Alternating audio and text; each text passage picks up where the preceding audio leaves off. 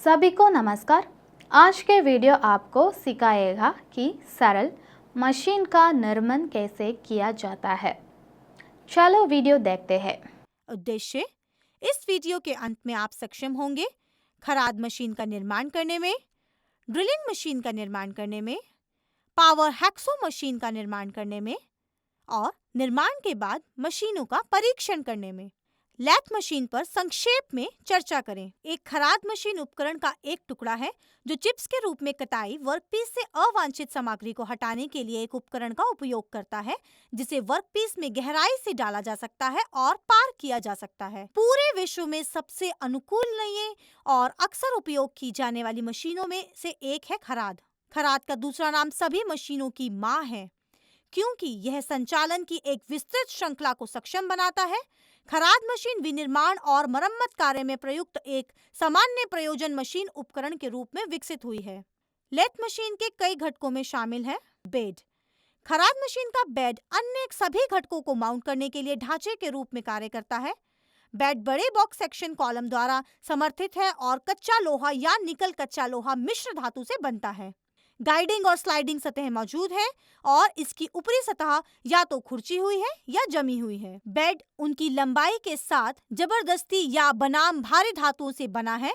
Cross परिधि इसके लिए कठोर समर्थन प्रदान करती है। हेडस्टॉक: बेड के बाईं ओर एक हेडस्टॉक है। खराद के विभिन्न घटकों तक विद्युत संचारण हेडस्टॉक का प्राथमिक कर्तव्य है।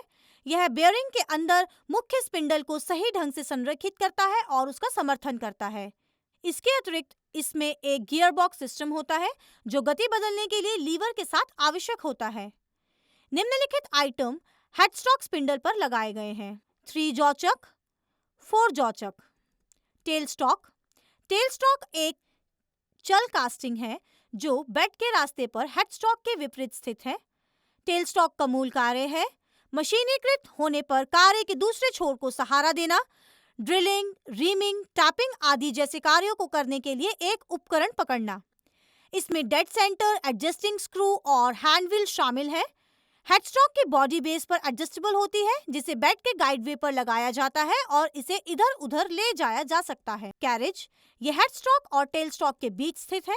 इसका उपयोग टूल पोस्ट को बेड के साथ साथ हेडस्टॉक की ओर या दूर ले जाने के लिए किया जाता है। यह गाइडवेज पर स्लाइड करता है। यह भी कच्चे लोहे से ही बना होता है। इसके 6 मुख्य भाग हैं: saddle, cross slide, compound rest, compound slide, tool post और एप्रन। सैडल: यह एच के आकार में एक कास्टिंग है जो लेथवेज पर तय की जाती है और टूल पोस्ट को स्थानांतरित करने वाली क्रॉस स्लाइड का समर्थन करती है। क्रॉस स्लाइड: मशीनिंग के दौरान गाड़ी पर एक क्रॉस स्लाइड एक टूल पोस्ट को बेड गाइडवे पर समकोण पर ले जाने में सक्षम बनाता है। फीड स्क्रू क्रॉस स्लाइड को घुमाता है। कॉम्बिनेशन रेस्ट: एक घटक जो क्रॉस स्लाइड और कंपाउंड स्लाइड को जोड़ता है उसे कंपाउंड रेस्ट कहा जाता है। कंपाउंड रेस्ट क्रॉस स्लाइड के शीर्ष पर जुड़ा हुआ है। इसे मैनुअल रूप से नियंत्रित किया जाता है और इसमें शक्ति नहीं मिलती है। कट की गहराई को समायोजित करने के लिए कंपाउंड रेस्ट के फीड स्क्रू को घुमाने का उपयोग किया जा सकता है। आवश्यकता अनुसार समायोजित होने के बाद कंपाउंड स्लाइड को बेस के साथ सुरक्षित रूप से लॉक कर दिया जाता है। कंपोजिट स्लाइड: डोवेटेल जोड़ कंपाउंड स्लाइड को कंपाउंड रेस्ट तक सुरक्षित करता है। जिन कोणों या टेपरों को हेडस्टॉक पर मोड़कर नहीं काटा जा सकता, उन्हें कंपाउंड स्लाइड्स का उपयोग करके काटा जाता है। टूल पोस्ट: कंपाउंड स्लाइड का शीर्ष गाड़ी से जुड़ा हुआ है। इसका उपयोग औजारों को उचित स्थिति में मजबूती से रखने के लिए किया जाता है। एप्रन: कैरेज एक एप्रन से लैस है। इसमें कैरेज की संपूर्ण ड्राइविंग नियंत्रण मशीनरी शामिल है। फीड उपकरण जो स्वचालित फीड के साथ कैरेज की आपूर्ति करते हैं का उपयोग एप्रन को सैडल तक सुरक्षित करने के लिए किया जाता है। चक: यह उपकरण का एक महत्वपूर्ण टुकड़ा है जिसका उपयोग वर्कपीस को पकड़ने और मोड़ने के लिए किया जाता है। एक चक काम के सबसे छोटे टुकड़े को भी पकड़ने में सक्षम है।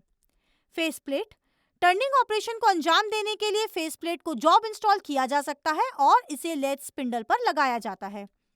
सेंटर: सेंटर एक लैथ मशीन का एक घटक है जो लैथ ऑपरेशन के दौरान हेडस्टॉक और टेल स्टॉक के बीच लंबे कार्यों का समर्थन करता है। एक लाइफ सेंटर एक ऐसा केंद्र है जो हेडस्टॉक स्पिंडल में डाला जाता है और वर्कपीस के साथ साथ घूमता है। फीड शाफ्ट: यह उच्च गुणवत्ता वाले मिश्र धातु इस्पात से बना है।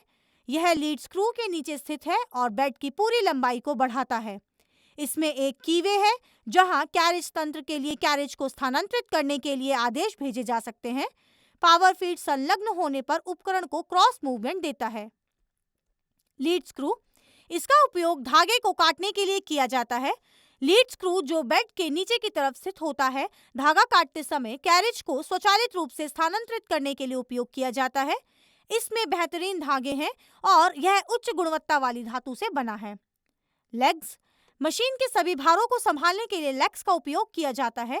कंपन को रोकने के लिए उन्हें जमीन पर बांध दिया जाता है। चिप्स पेन, चिप्स पेन को बेड के नीचे की तरफ रखा जाता है। इसका मुख्य कार्य वर्कपीस द्वारा हटाए गए सभी चिप्स को ले जाना है। हैंड व्हील, यह वह पहिया है जिसे क्रॉस स्लाइड, गाड़ी टेल स्टॉक और हैंड व्हील वाले अन्य भागों को स्थानांतरित करने के लिए हाथ से संचालित किया जाता है। Speed controller, speed controller headstock पर स्थित होता है जो स्पिंडल की गति को नियंत्रित करता है। बुल गियर, इसे कच्चे लोहे से बनाया जाता है। इसका उपयोग बुल गियर बैकपिन के माध्यम से धीमी और तेज गति के लिए किया जाता है और खोखले स्पिंडल पर की द्वारा लगाया जाता है। स्लीव, स्लीव टेल स्टॉक के अंदर फिट बैठता है जिसे डेड सेंटर को फिट करने या हटाने के लिए आगे और पीछे ले जाया जा सकता है। खराद मशीन का निर्माण, खराद एक मशीनिंग उपकरण है जिसका उपयोग ज्यादातर लकड़ी या धातु को आकार देने के लिए किया जाता है। यह वर्कपीस को एक काटने वाले उपकरण के चारों ओर घूमने से संचालित होता है जो तय होता है। प्राथमिक कार्य सामग्री के अवांछनीय भागों को संग्रहित करना है। सुंदर आकार के वर्कपीस को पीछे छोड़ना है। मशीनों के उचित कामकाज के लिए स्थान को चयन करें, जैसे कि मशीनें सामान्य रूप से सुविधाजनक रूप से पहुंचने योग्य होनी चाहिए। निर्माता के निर्देश अनुसार फाउंडेशन प्लेन तैयार करें। योजना के अनुसार नींव बनाई जा सकती है। मशीन की नींव के लिए निम्नलिखित बुनियादी विशेषताओं को पूरा किया जाना चाहिए। नींव इतनी मजबूत होनी चाहिए कि वह ऊपर लगाए गए भार को बिना कतरनी या कुचले झेल सके। निपटान अनुमेय सीमा के भीतर होना चाहिए। जितना व्यवहारिक हो, मशीन और नींव के गुरुत्वाकर्षण का संयुक्त केंद्र बेस प्लेन के गुरुत्वाकर्षण के केंद्र के समान ऊर्ध्वाधर दिशा में होना चाहिए।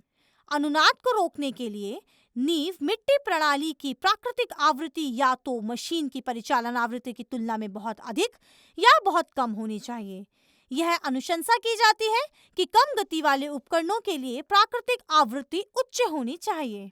किसी भी असंतुलित बल या क्षण को कम करने के लिए मशीन की घूर्णी और प्रत्यागामी घटकों को पूरी तरह से संतुलित किया जाना चाहिए। फाउंडेशन सेट होने से पहले होल्डिंग डाउन बोल्ट डालें।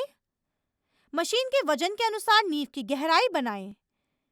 मशीन को समतल करने और संरेखित करने के लिए स्थान पर रखा जा सकता है। यह सुनिश्चित करने के लिए कि फर्श, छत और अन्य सतहें उचित रूप से क्षैतिज है, समतल करना भी आवश्यक है। समतल करने की प्रक्रिया को छोड़ने से खराब गुणवत्ता वाले काम के परिणाम मिलते हैं, जिससे टेढ़ी मेढ़ी सतहें बनती हैं जो भूकंप से होने वाली क्षति के लिए अत्यधिक संवेदनशील होते हैं। फाउंडेशन सेट करने से पहले मशीन के बेसिक में होल्डिंग डाउन होल के माध्यम से एक फाउंडेशन बोल्ट डाला जाता है। कंक्रीट को सेट करने के बाद मशीन को फर्श पर फाउंडेशन बोल्ट पर रखा जाता है। स्प्रिट लेवल का उपयोग करके मशीन को पूरी तरह से क्षैतिज स्थिति में संरेखित करें। स्प्रिट लेवल को अनुदैर्ध्य और क्रॉस दिशा दोनों में कुछ मापने वाले क्षेत्रों पर लागू किया जाता है। इंसर्ट वेजेस को मशीन बेड के नीचे गैप में डाला जाना चाहिए। वेज डालने के बाद स्प्रिट लेवल का उपयोग करके लेवल की जांच करें।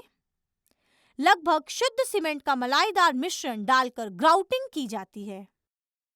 ग्राउटिंग सेट करने के बाद वेजेस को हटाया जा सकता है। फिर मशीन के बेस को फाउंडेशन बोल्ट से कस दिया जाता है। नट्स को कसने के बाद मशीन की सही स्थिति को एक बार फिर स्प्रिट स्तर के माध्यम से जांचना चाहिए।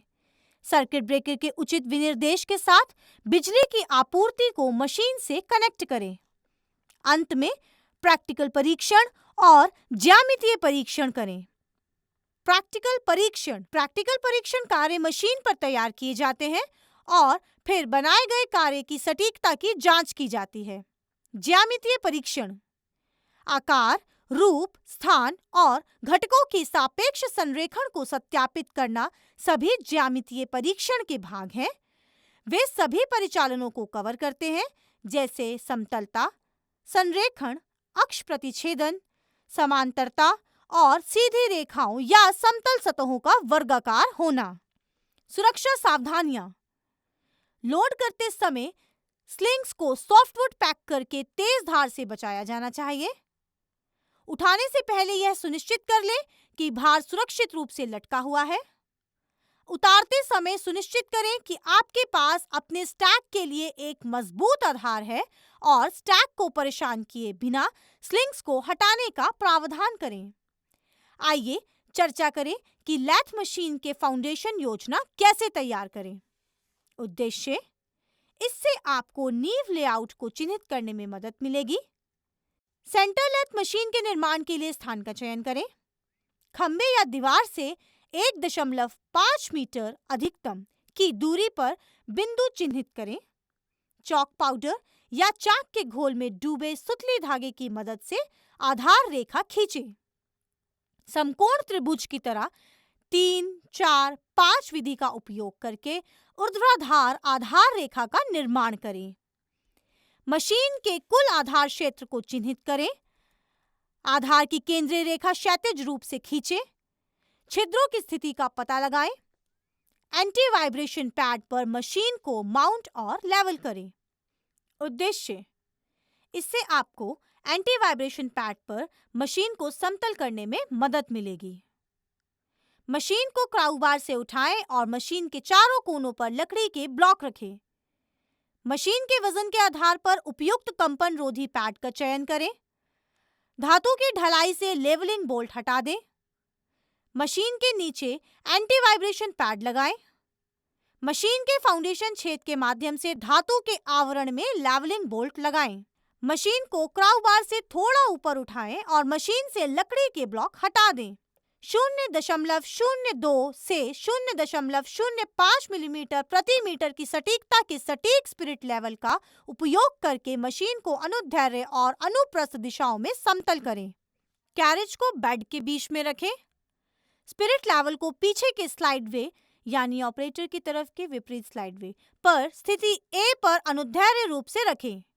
दूसरे स्पिरिट लेवल को ट्रांसवर्सली स्थिति C पर रखें। दोनों स्पिरिट स्तरों की रीडिंग लें। बेड के स्तर को तब तक समायोजित करें जब तक कि दोनों स्पिरिट स्तर समान रीडिंग ना दिखाई दे। स्पिरिट लेवल को अनुदैर्ध्य और ट्रांसवर्सली स्थिति B और D पर रखें। लेवलिंग बोल्ट को पेंच या खोलकर मशीन के स्तर को आवश्यकता अनुसार समायोजित करें। अंत में स्पिरिट लेवल से मशीन का लेवल जांचें। काम पूरा होने के बाद लॉक नट्स को समतल करके मशीन की स्थिति को लॉक करें। मुझे उम्मीद है इस वीडियो को देखने के बाद आप एक लेथ मशीन का निर्माण कर पाएंगे। इस वीडियो को देखने के लिए धन्यवाद।